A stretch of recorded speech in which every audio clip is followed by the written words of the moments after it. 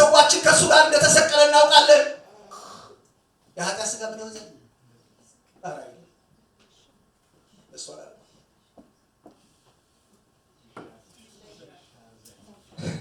ጉባኤውን በትህትና እናንተ ክቡራን አንድ ቤታችሁ ይናገር እስቲ የኃጢአት ሥጋ ይሻር ዘንድ በሉ። ተመልከቱ የሚለው የመሞታችንን ምክንያት ሲነግረን ይሄን ሰሙኝ ብቻ እጅግ ከያዛችሁልኝ ግድ የለ ሌላም ተውት። ምን አለ ሮሜ 6 ላይ የመሞታችን ምስጢር እንግዲህ አለ ለኃጢአት እንዳንገዛ የኃጢአት ሥጋ ይሻር ዘንድ የምን ሥጋ? የኃጢአት ሥጋ ይሻር ዘንድ አለ አሮጌ ሰዋችን ከሱ ጋር ምን ሆኗል አለ። የኃጢአት ሥጋ ሲል ምን ማለቱ ነው? መጽሐፍ ቅዱሳችን በአዲስ ኪዳን ሥጋ የሚለውን ቃል ብዙ ቦታዎች ላይ ይጠቀማል። እኛ ይገርማቸዋል ሁሉንም ሥጋ ብለን ነው የምንጠራው። ግሪኮች ግን ወደ ዋና ኦሪጂኑ ሄዳችሁ ሥጋ የሚለውን ቃል በመጽሐፍ ቅዱስ ውስጥ ለተለያየ ነገር መስራት አስቀምጠውታል። ወንድሜሻዋ አፕሪሼት አደርገዋለሁ። የግሪኩን ቋንቋ ፈልጎልኝ ይሄን መልእክት እንዲጠናከር የረዳኝ እሱ። ተባረክ፣ ሁሌ ወድሃለሁ፣ ተባረክ። እና በጣም ነው የደገፈኝ። ተመልከቱ እንግዲህ አሁን እኛ ሥጋ የምናውቀው ለተለያየ ነገር ሥጋ ነውና ቅድም እንዳነሳ ወንድሜ ለሱ ምንድን ነው ቁርጡ ምንድን ነው? ሥጋ ነው። የተለያየ ነገር ሥጋ ነው። ግን ወደ ግሪኩ ስትመጡ ግሪኩ ለተለያየ ነገር ሥጋን ያስቀምጠዋል። አሁን የምፈልገው እኔ የኃጢአት ሥጋ ምን ይሆን ዘንድ እስቲ ይሻር በሉ። እሱ ሥጋ ነው የምፈልገው። ኦኬ የመጀመሪያው ሥጋ ልንገራችሁ። የመጀመሪያው ሥጋ መጽሐፍ ቅዱስ ላይ ወይ በግሪኩ ሶማ ይባላል። ሶማ ሥጋ ማለት ነው። ይሄ ግን ሶማ የሚለው የሚያመለክተው ገና አዳም ኃጢአት ሳይሰራ እንደተፈጠረ ያለውን ማንነቱን ቦዲውን ምን ይሉታል ግሪኮች?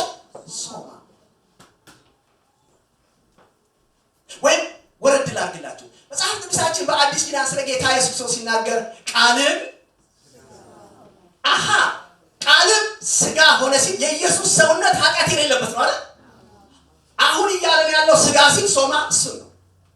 ለቀጥላ አንድ ጨምርላችሁ አንደኛ ቆሮንቶስ 6:19 ላይ እንደዚህ ይላል ሥጋችሁ የመንፈስ ቅዱስ ማደሪያ እንደሆነ አታውቁም ሲል አሁን ቦዲያችንን ነው እያወራ ያለው ሶማ። ወይም በሥጋችሁ እግዚአብሔር ምን አድርጉት አክብሩት ሲል በሰውነታችን። ሌላው ግሪኮች ሥጋ የሚለው ቃል ለተለያየ መጠሪያ ቃላት አላቸው። ለምሳሌ ሁለተኛው ከሶማ ቀጥሎ ሳራኪዮስ የሚል አባባል አላቸው። ስለ ሥጋ ሲያወሩ ሳራኪዮስ ይሉታል። ይሄም ደግሞ ከሁለተኛ ቆሮንቶስ 10:4 ላይ እንዲላል የጦር ዕቃችን ሥጋዊ ሥጋዊ የምትለዋን ቃል የተጠቀሙት እነሱ ሳራኪዮስ ብለው ነው እንጂ ሶማ አላሉት። ሌላ ክፍል ላይ እንደዚሁ ደግሞ ይሄን የሚያጠናክር እኛ መንፈሳዊያን የሆንን መንፈሳዊ ነገር ብንዘራባችሁ ከእናንተ ሥጋዊ ነገር ብናጭድ የሚለውን ሥጋዊ የምትለውን ሳራኪዮስ ሁለት ነገርኳቸዋል። ሁለታትሉ ሶስተኛው ደግሞ ቅድም ወንድም የሚያነሳው ይሄ የሚበላ ሥጋ ኪሪዮስ ይሉታል። ምን ይሉታል? ኪሪዮስ ይሉታል። ሾርት ይሉታል። እኔ ልፍጠረሱ ጋር ኪሪዮስ ይሉታል። የሚበላ ሥጋ ማለት ነው። ቆሮንቶስ 8 ላይ ታገኙታላችሁ። ስለተሰዋ ሥጋ ወይም መስዋዕት ስለሆነ ሥጋ ሲያወሩ ለቆሮንቶሶች የተጻፈላቸው ኪሪዮስ እንፈልገው አግኝቼዋለሁ። አራተኛው ሳራክስ እሱ ላይ ነው ማወራው። ብዙ ማወራው እሱ ሳራክስ። ይሄ ሳራክስ ማለት በሰው ሁሉ ሕይወት ውስጥ ያለ ኃጢአተኛ ማንነት ነው።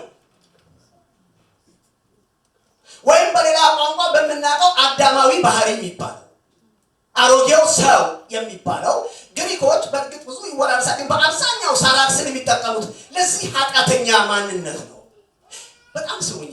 ይሄ ሳራክስ የሚባለው ማንነት በምድር ላይ ካለ ሕዝብ ያለ ክርስቶስ ኢየሱስ በሰው ሁሉ ውስጥ አለ።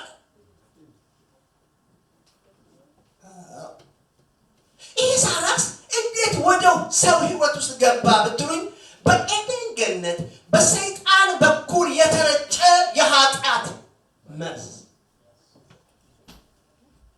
የሰው ልጅ በኤደን ገነት በሱ የተረጨ ፖይዝን የሆነ የተበከለ የሱ መርዝ ስለሆነ በአዳም ዘር በሙሉ ውስጥ ይቀመጣል።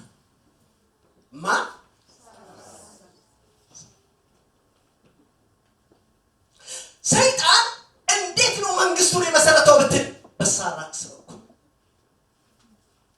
የሱን መርዝ ረጨና በአዳም ውስጥ ከአዳም ጀምሮ ስትራክቸሩ በሙሉ ባሪያ ሆነ። ሳራክስ እግዚአብሔር ጠላት ሆኖ ከሰይጣን ጋር በመወገን በውስጣችን ሆኖ ለእግዚአብሔር ያመፀ ክፍል አመፀኛ ማንነት በእያንዳንዳችን ውስጥ ያለው እሱ ሳራክስ ነው።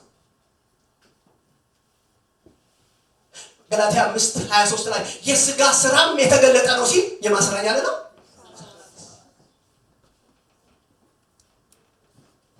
ሮሜ 8:6 ላይ ስለ ሥጋ ማሰብ ሞት ነው ሲል ለሶማ ማለት ነው።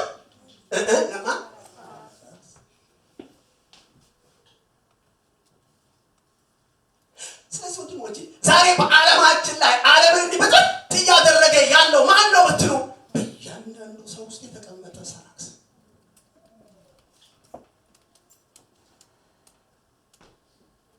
እንዴት ጉልበተኛ መሰላችሁ? ቅድም ሮሜ 5 ላይ አንስቼላችኋለሁ። በዓለም ላይ ነግሷል። ሳራክስ ንጉሥ ነው። በእያንዳንዱ ሰው ሕይወት ውስጥ ነግሷል። ለዚህ ነው ዮሐንስ 8:31 ጌታ ኢየሱስ ክርስቶስ በእርሱ የሚያምኑትን አይሁድ ይላል እንዲህ አላቸው፣ በቃሌ ብትኖሩ ወይም በእኔ ብትኖሩ በእውነት ደቀ መዛሙርቴ ናችሁ፣ እውነትን ታውቃላችሁ፣ እውነትን ወዲያው እናጀሬ ምን አሉት? እኛ የማንም ባሪያ ሆነን አናውቅም ሲላቸው ጌታ ኢየሱስ ኃጢአትን የሚያደርግ የኃጢአት ምንድን ነው? ግን ብትፈልጉ ልጁ አርነት ያወጣቸዋል አላቸው። ተመልከቱኝ እንግዲህ አሁን በክርስቶስ ኢየሱስ ሞታችኋል ሲል ለምንድን ነው ቅድም ያነበብኩት ክፍል ላይ ሄዳችሁ ሮሜ 6:6 ላይ ሳነቡ የኃጢአት ሥጋ ይሻር ዘንድ አሮጌ ሰዋችን ከእሱ ጋር ምን ሆነዋል?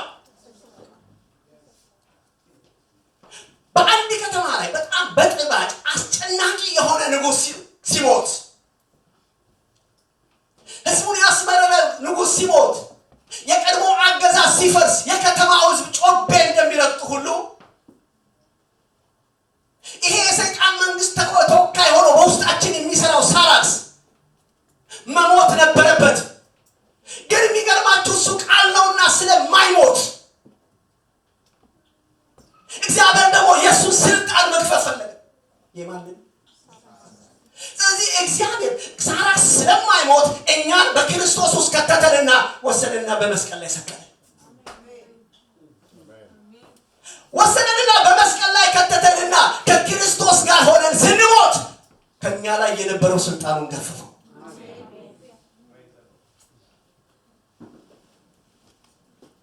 ወንድሞቼ እናቶቼ ሞታችኋል። ያልሞተ ሰው ሳራክስን ማንቀሳቀስ አይደለም ባሪያ ያደርጋል። ወዳችሁ ሳይሆን በግድ ወደ ምን መምጣት አለባችሁ?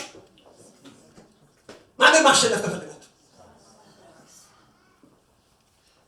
እግዚአብሔር በክርስቶስ ኢየሱስ የሰራው አስደናቂ ምሕረት ነው። ከዘመናት ባርነት ከዘመናት የተረገጥንበት ጨካኝ ከሆነ ሳራክስ እግዚአብሔር ወደደንና አዘነንና መጣና በልጁ በክርስቶስ ውስጥ ወሰደና በመስቀል ላይ ስልጣኑን በአደባባይ ሻረ። እዚህ ነው ሰውየው ግራ ገብቶት ሮሜ 7:24 ላይ ለዚህ ለሞት ከተሰጠ ሰውነት ማን ነው የሚያድነኛል? ሚስተር ግን ሳራክስ ስልጣኑ ተሻረ እንጂ ከውስጥ ተሻልታል። ስልጣኑ ተሻረ እንጂ አልተደመሰሰም። ስለዚህ ባላ አንዳንዴ ብቅ ሲል አላያችሁትም? የመላእክቱ ጌታ ይባርክ ሁሉ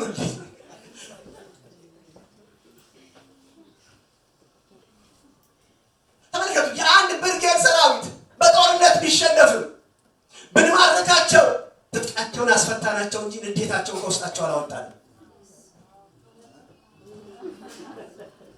ነው። የሆነ ሰራዊት ማርከን ብንይዝ ትጥቃቸውን ብናስፈታ እየተንቆራጠጡ መቼ ነው ድል የማገኘው መሳሪያ? ሳራክስ እንደሱ እግዚአብሔር በአደባባይ ስልጣኑ ምን አደረገ? በውስጣችን ነው ያለው። ተሸንፏል፣ ግን እድል ይጠብቃል። አምላኬ ግን በክርስቶስ ኢየሱስ ስልጣኑን ምን አደረገው? ሻረው። በምስቱ ሻረው። ክርስትና ከመሞት ይጀምራል። ለምን? ወስዶ ነው መስቀል ላይ ስልጣኑ ብጥስ። እሺ ተሸንፏል። በአደባባይ በአዋጅ ተሽሯል። አልገባችሁ መሰለኝ። በጣም እኮ ጨካኝ ነው እናንተ። አሁን ሩቅ ምስራቅ በጣም ጨካኝ መሪዎች ምናምን የሚባሉ አሉ አይደል? ረጅም ዓመት ህዝቡን ገዙ። ረጅም ዘመን የገዛ ቢኖር ሳራክስ ዛሬም እየገዛ ነው። በጣም ትንሽ ነገራቸው። ጳውሎስ ከጻፋቸው መልእክታት ውስጥ የሮሜ መጽሐፍ አንዱና አንደኛው ነው አይደል? እውነት ነው አይደል? እንደው እንደዚህ ብዬ አስባለሁ። የሮሜ መጽሐፍ ባይኖር ኖሮ የክርስትና መልክ ምን ይመስል ይሆን? ምን ታስባለህ? የሮሜ መጽሐፍ ባይኖር በጣም አስደናቂ መጽሐፍ ነው።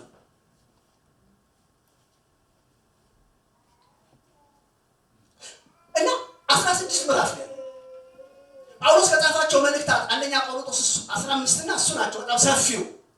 ሮሜ መጽሐፍ ከውስጡ ብታወጡት ክርስትና ምን አይነት መልክ ይኖረው ይሆን እንጃ።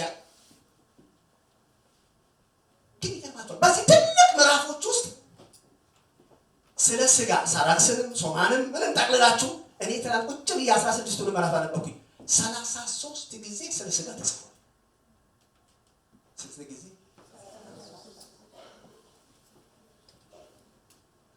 ያ ማለት ለጳውሎስ ስጋ የሚለው ነገር በጣም ትልቅ ትኩረት አለው ማለት ነው። አይገርማችሁም? በሮሜ መጽሐፍ ውስጥ ሰይጣን የሚል ስንት ተጽፏል? ስለ ሰይጣን ከአርብ ተማሪዎች ውጭ ሮሜ መጽሐፍ ውስጥ ስለ ሰይጣን ስንት ጊዜ ተጽፏል? እሱንም መጨረሻ አካባቢ ሐሰተኛ አስተማሪዎች ይመጣሉ ምናምና ሰይጣን አብሮ እንደነገሩ ጣል ላርጎት ያለፈው ምን ላወራ መሰላችሁ? የሆነ ሰይጣን ተኮር ነው አይደል? ነገራችሁ ሰይጣን ተኮር። አንተ ተሰንከሳል ብላችሁ ቤቱ ቅልጥ ለምታውቁት ውጣ ብለው ስለምን ፈሩ ሰውና አሁን አንተ ተላስተካክል ፈልጌ ሁሉ ነገራችሁ ሰይጣን ተኮር ነው። ብራዘር ከሰይጣን በላይ ልትፈራው የሚገባው አውሬ የት አለ?